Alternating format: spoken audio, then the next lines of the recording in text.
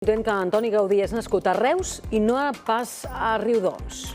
No sé si a la resta de Catalunya es viu aquesta controvèrsia amb la mateixa intensitat que es viu al Baix Camp. Segur que no. No, segur que no. Segur que no, i tu ho saps. Sí, ho sé, i toca molt de prop. De fet, el famós arquitecte sempre s'ha dit que no se sap si és nascut al Baix Camp o si és nascut a Riudoms, les dues poblacions d'aquesta comarca.